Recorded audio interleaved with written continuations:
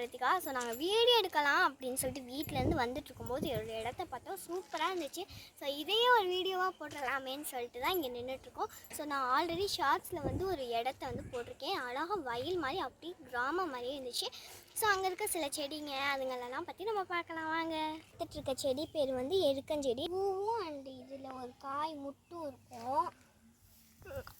அப்புறம் இதில் வந்து நம்ம வந்து விளையாடலாம் ஃப்ரெண்ட்ஸ். எப்படின்னு கேட்குறீங்களா? இப்படி தான் இதை நீங்கள் அமுக்குனீங்கன்னா உடைங்க பாருங்கள், பார்த்தீங்களா?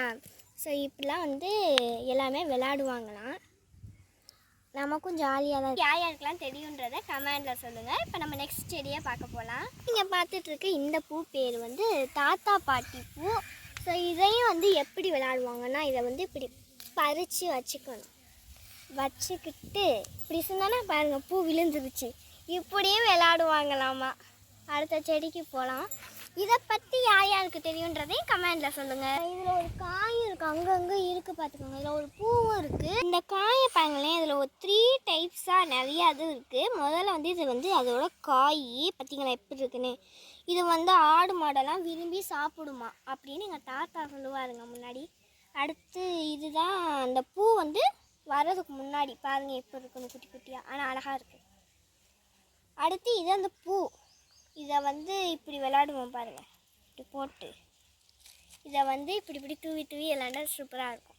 ஹாய் ஃப்ரெண்ட்ஸ், அண்ட் இப்போ நம்ம பார்த்துட்ருக்கிறது ரொம்ப குட்டியாக என்னமோ சூரியகாந்தி பூ மாதிரி இருக்குது. ஆனால் சூரியகாந்தி இப்படி இருக்காது இல்லையா?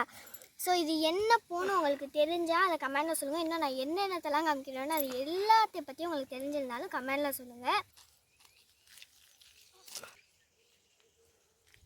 பார்த்துட்ருக்கிறது வந்து வயல் நாங்கள்.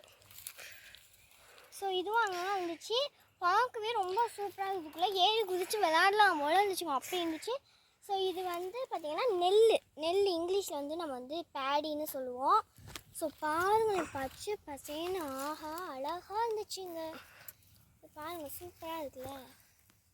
எனக்கு ரொம்ப பிடிச்சிருக்கு இந்த இடம். உங்களுக்கும் பிடிச்சிருந்தா சொல்லுங்கள்.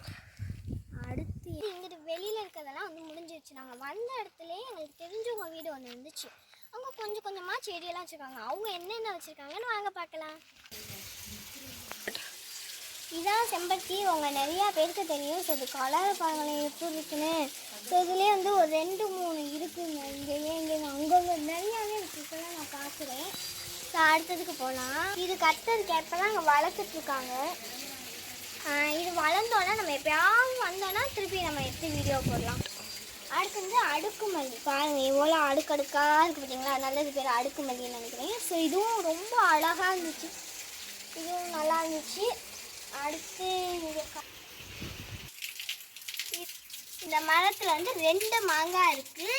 உங்களுக்கு முதலே காமிச்சேன், நல்லா இருக்குது. இங்கிட்டு பாருங்க வாழைத்தாறு இருக்குங்க. வாழை மரத்தில் வாழைப்பூ கீழே தொங்குது பார்த்துருக்கீங்களா?